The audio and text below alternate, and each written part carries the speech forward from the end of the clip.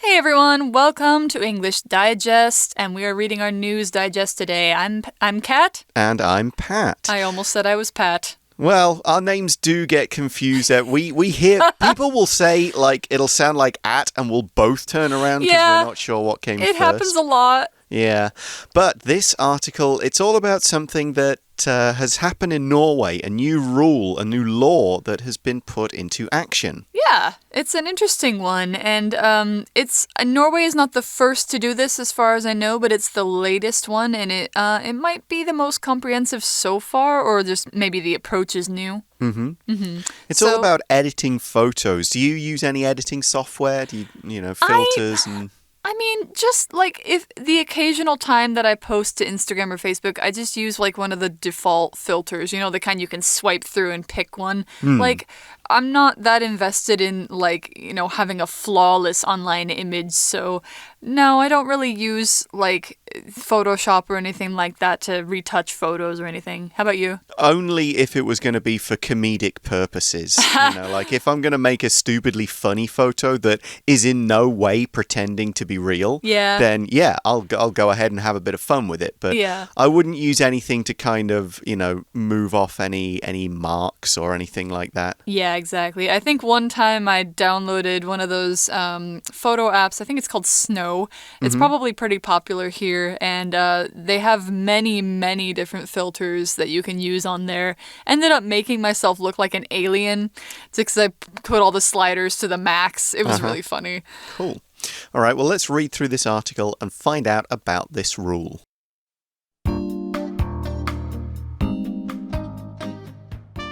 This summer, Norway became the latest country to pass regulations that put restrictions on doctored images in advertising and media.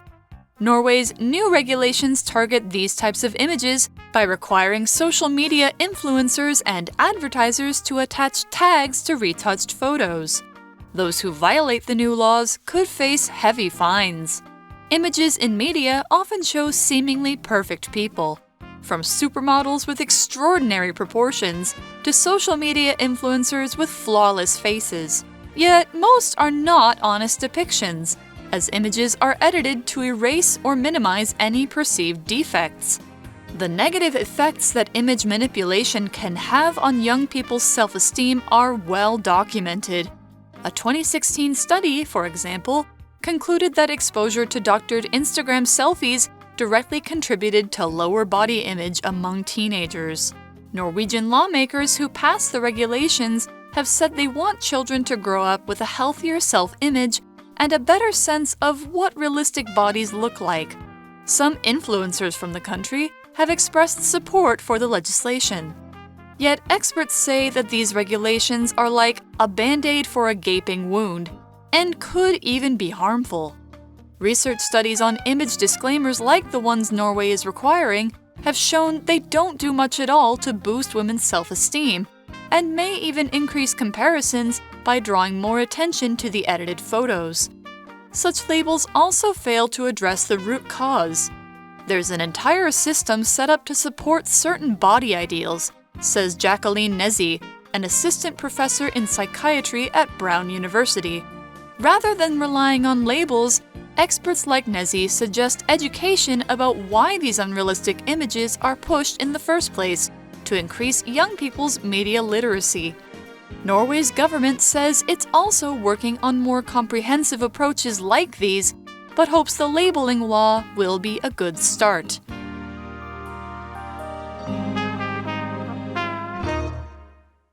All right, so we start off with the title then. New regulations in Norway take aim at retouched photos.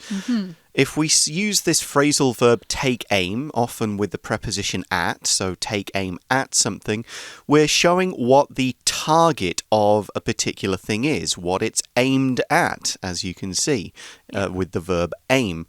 It's the subject if it's a law. So here we're saying we're taking aim at this kind of photos. In other words, we're trying to do something about them. It's kind of a little bit aggressive. You could say we're trying to stop this thing, we're trying to combat this thing. It's something like that. But you could also use it in a simple kind of accuracy, like if you were trying to fire a bow and arrow or something, you'd say, well, take aim at the target. Yeah, exactly. So take aim usually talks about a solution that is aiming at a particular problem. So when you say you're taking aim at something, it basically means you are trying to fix this very specific thing. And what they're taking aim at here is retouched photos.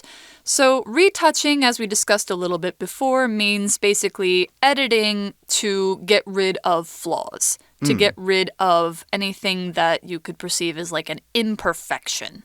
So retouching usually involves programs like Photoshop or filters or something like that. It means that you've somehow changed or altered the image to make it look more flawless, I could say. Yeah, look better. You kind of hide things that aren't so good. You make other things bigger, smaller, better lit, and so on. And they usually talk about doing this to people in specific. Yeah, this law doesn't apply to photos of nature, for example. You wouldn't complain and say, products. They've made the sunset look more beautiful. Nobody minds. Yeah, but, exactly. Yeah, this is all body image stuff. So we start the article and say, this summer, Norway became the latest country to pass regulations that put restrictions on doctored images in advertising and media. So it's the latest country. This was in summer, so we could have had some more since then. We'd have to check the news. They've passed regulations, so kind of new laws, new rules, and these put restrictions on images. Restrictions are limits. They are rules. They are things that you might have to do. They're things that you can't do. It's basically like a set of kind of steps you have to go if you're going to be allowed to use this particular, in this case, image. Yeah, you might say, a company could put restrictions on how many items somebody could buy at a particular time. A bank could put restrictions on how often you can use a credit card, how much you can spend on it each month. They put a limit on it.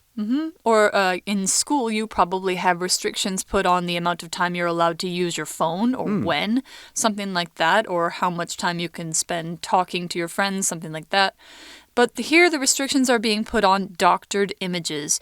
Doctored as an adjective, or you could say as a verb, to doctor something, is kind of like retouching. It's basically editing it to make it look better. And it can work with numbers as well. You could say these numbers have been doctored. In other words, they've been essentially falsified. Yeah. This tends to be a negative word. If something's been doctored, then it's fake. It's not real. It's not true. Exactly. And often we know that images in advertising and media are not real. Like you take a look at, pictures of pop stars or models, things like that. Usually they're not going to be how the original image looked.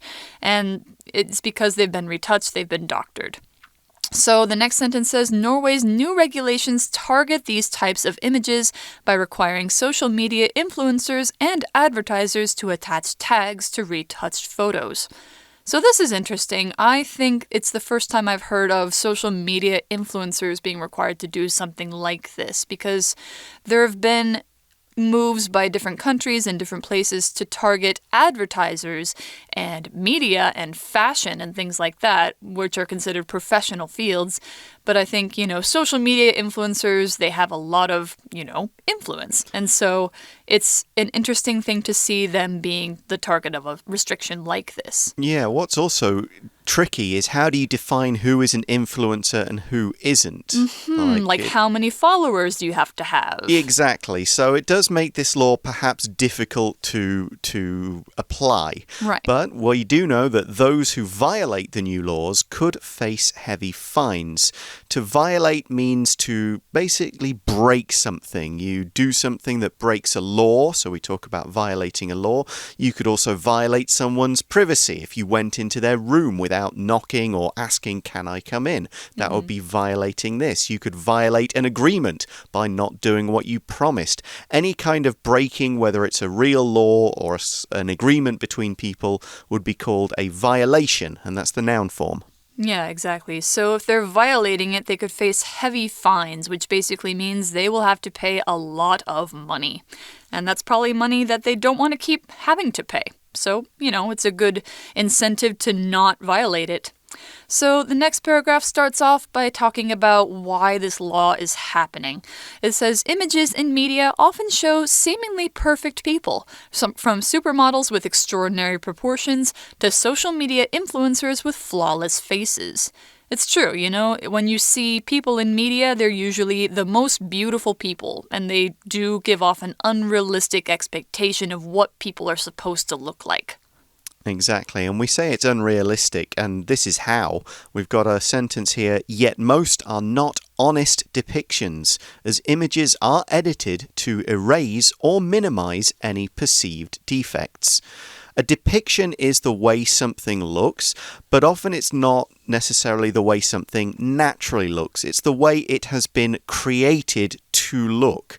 A depiction of a character in a movie is all going to be based around what the character's lines are. It's going to show a particular side of that character, and that may not be the real thing. So often a depiction is a kind of a narrow view that's been created on purpose to look like it does, rather than just giving you the entire picture with all the context, that kind of thing. So it's not an honest look at how these people really are. It's a crafted image rather than a just, this is it, look at it and make your own mind up. Exactly. And images are edited to erase or minimize any perceived defects. So it kind of talked about how retouching is supposed to get rid of your flaws. It could also be used to minimize them. So rather than just getting rid of them completely, if you minimize something, basically you're making it as little as possible, or you're making it seem like very hard to see in this case. To minimize something means to make it smaller. And it could be, you could say that you're minimizing a problem. You're minimizing somebody's feelings by saying like, oh, it's not that big a deal. Like, you're just making a big deal out of something small. So, or to minimize, your chances of failing an exam by studying very hard. Yeah, exactly. So you're making your chances smaller by studying hard and minimizing them. Minimal is like talking about the smallest something can be, and then the opposite would be maximized to make it as big as it can be. And here they're minimizing defects. A defect is something that is either wrong with a thing, or in this case we're saying it's a perceived defect. So something that some people might consider to be wrong or not perfect. So this could be something like, bits of the body are maybe the wrong size, too big, too small. It could be marks on the skin. It could be the tone and color of the skin. Have they got an even skin color, or is some bits darker, some bits lighter? Now, most of these are not real defects. People are just like that. Very few people have got 100% perfect skin everywhere, or the assumed perfect body shape. So that's why we're saying these are perceived defects. These aren't real, health problem kind of defects. Right. But kind of things in appearance that you might think, this isn't living up to what we consider our perfect standard. Yeah, exactly. Like if you want to make somebody look like kind of a doll or a robot, you want to get rid of all of their possible flaws. Yeah. And this can actually have very big negative effects. You guys in school, you probably see media images every day. Maybe it makes you feel a certain way about your body. The article says the negative effects that image manipulation can have on young people's self-esteem are well documented. A 2016 study, for example, concluded that exposure to doctored Instagram selfies directly contributed to lower body image among teenagers. So, we're talking about how this affects young people like you guys. And there are numbers and studies and research showing that this actually has a real effect. It's not just a guess. So, doctored Instagram selfies can bring down young people's body image, teenagers' body image, make them feel like, my body's not good enough because I don't look like this selfie. A selfie is a self-portrait. It's kind of, it started out as a slang, now it's just a casual term for, whenever you use your front camera to take a photo of yourself with your phone. That's a selfie. And so this is the problem, so we're looking now at the solution. Norwegian lawmakers who passed the regulations have said they want children to grow up with a healthier self-image and a better sense of what realistic bodies look like. And of course, this is the goal. We want people to feel good about themselves, feel confident, stop comparing themselves to things that could be and often are faked, and have a better sense. This is what people are really like. So if they see the photo and they see it's been edited, this photo, it's been edited, then hopefully the idea is they won't worry too much that they don't look like it because they know it's a fake photo. And this seems like a good idea, and some people apparently agree. So some influencers from the country, from Norway, have expressed support for the legislation. So you have, people on Instagram who are saying, this is a good idea. We like this. We're supporting it. And they are supporting the legislation. Legislation is basically what a law is before it becomes a law. Like when it is being proposed in a lawmaking body like Congress or the Senate, or in Taiwan it would be the legislative yuan. The legislation is the kind of the text that will become the law. And so this is about halfway through our article, and we actually have kind of a counterpoint that we're going to be looking at. But right now is a good time for us to take a short break.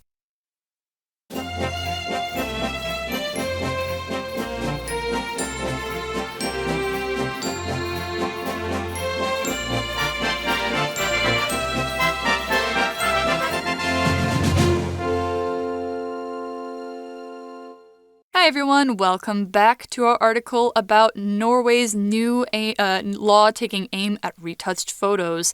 So before we were discussing about how, different media companies, Instagram influencers, people like that, will retouch their photos and the kind of effects that it can have on young people. And the law says that they now have to attach tags to retouched photo, a label saying this photo has been edited or something like that. And if they don't do that, then they could face heavy fines by law. So this all seems like a good idea, but is it good enough? We see in the next paragraph, yet experts say that these regulations are like a band-aid for a gaping wound and could even be harmful. So there's a simile being used here, comparing this regulation to a band-aid for a gaping wound. A band-aid, this is actually a brand name for a particular type of what I think the generic term would be sticking plaster. For bandage. you, it'd be a bandage for Yeah, different countries use different words for it. Band-aid has become the word, even though it's a brand that is used for all of these kind of things, in the same way that Frisbee has become the generic disc term for those, and in the UK, Hoover is used for all vacuum cleaners. Yeah, we just use the word vacuum cleaner in the US, but I'm familiar with Hoover. And Kleenex for face tissues. Sure. Things like that. But yeah, a band-aid for a gaping wound. I actually really like this simile. It's a very expressive one because it's talking about a band-aid and then you have the word gaping for a gaping wound. When a wound is gaping, that means it's basically a huge cut with a very big open space. It's not something that a band-aid could fix. It's something that you would probably need surgery or stitches, something like that. It's a very big cut. So if something is gaping, it means like it's almost like it's kind of been pulled open. Okay. We also have a bit of grammar here. We're saying this law could be harmful. When we use could, we're saying it's possible. We're talking about potential here. We're not saying 100%, in which case we'd use it will be harmful. We're saying could. We're saying it might be. It may be harmful. We're concerned that it will be, but we don't know for 100% because we'd have to go back and do some studies and see how it worked. Yeah. But some studies have been done. We see that research studies on image disclaimers, like the ones Norway is requiring, have shown they don't do much at all to boost women's self-esteem. and may even increase comparisons by drawing more attention to the edited photos. So a few ideas to think through here, starting with this word disclaimer.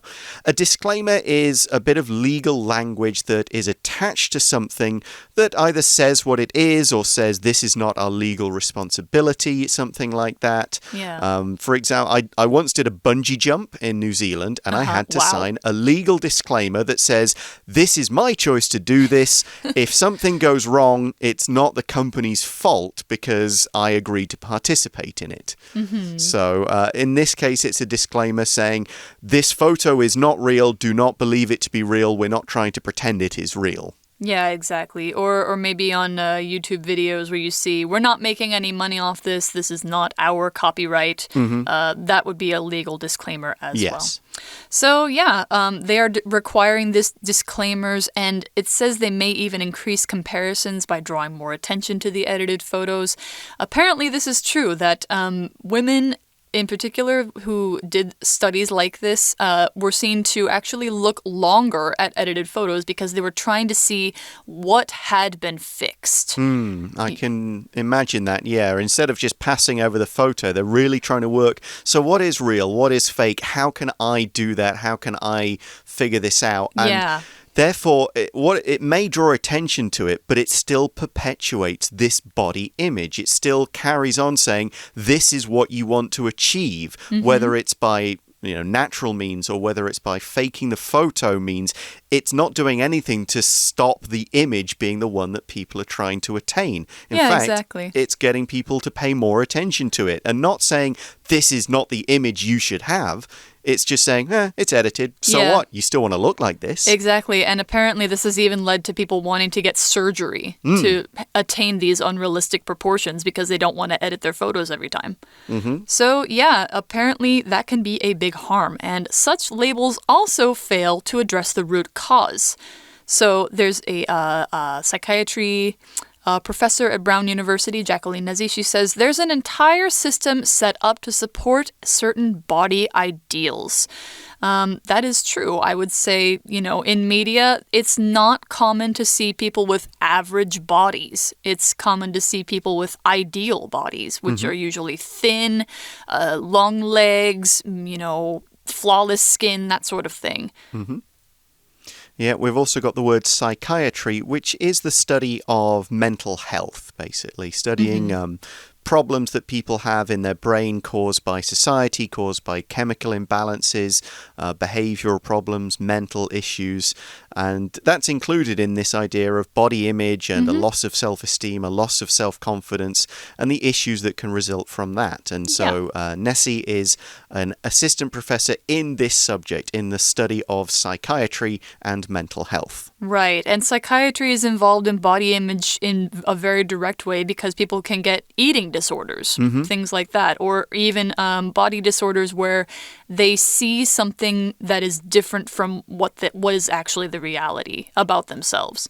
Yeah, and of course depression can be connected to that as well, people feeling that they're just not perfect and they never will be, and so on. Yeah, exactly. So Nessie is basically saying this is not working. The system supports this body ideal like we were talking about before. The picture is not being taken down. People aren't taking it off Facebook or Instagram and saying, we're not posting this, it's supporting the wrong body image. It's just sticking a tag on it that doesn't necessarily work.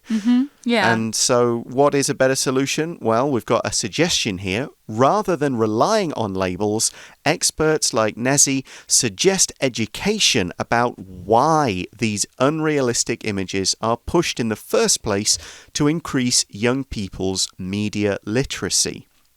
So the idea here being, don't just slap a tag on it, teach people why this is an unrealistic image. Make them understand that this is just what the media, what the machine want people to think, because that increases media literacy. Literacy by itself just means the ability to read and understand the written word.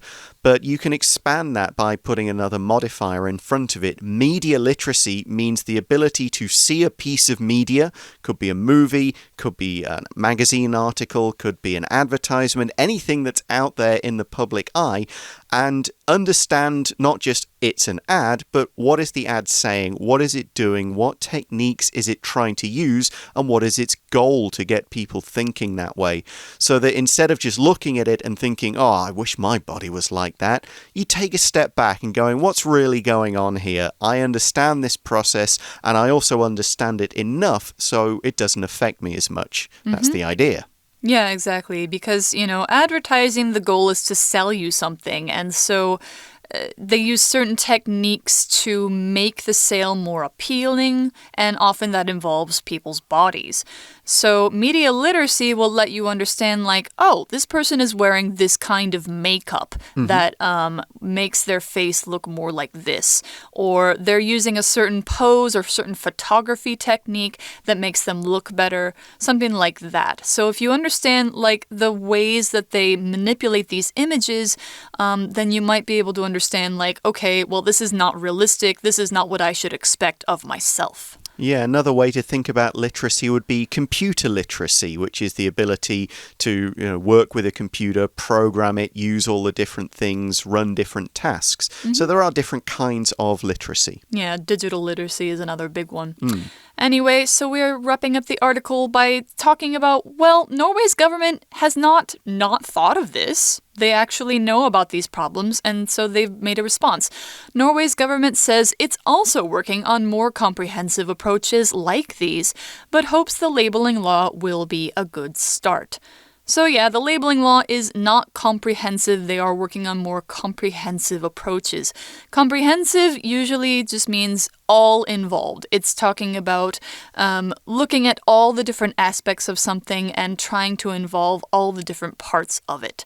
So when you are reading comprehensively or reading for comprehension, it means you are trying to get an overall understanding. When you're talking about comprehensive changes, it means changes that affect all the different parts of a system. So in this case, it would be changes that go all the way down to the bottom. Yeah, and a comprehensive education doesn't mean just an education in one area. It's an education in all the different kind of fields of knowledge. And it's a detailed one as well, not just skimming over the surface, but giving you a very good, grounded understanding of all the different subjects: English, math, science, foreign languages, history. That would be a comprehensive education. So it looks like Norway's government is planning to use education on younger people. Yes. It is planning to do other things about, maybe going after magazines and saying, well, no, you can't publish pictures like this. We will find you. We're going to tighten up the laws, apply them in more areas, make them stronger. We've just done this law because it was probably fairly easy to pass, and it's a start. Yeah, I think a big systemic problem like this requires baby steps. Yeah. Yeah, it's a comprehensive problem, so it will require a comprehensive approach. Exactly. But, how do you eat an elephant? One bite at a time, and you put the label on first, and if that affects and stops a few people, and if that makes a few influencers change their approach, then that's a good start to accomplish some things, and you move on from there. All right. Yeah. So I hope that it works out really well. I hope that they can continue to make changes. I support the idea behind it. And I think that's all we've got for our article today. Hopefully you've learned something interesting with us. Okay. Thanks for listening, everybody. For English Digest, I'm Pat. And I'm Kat. We'll talk to you again soon. Bye-bye. Bye.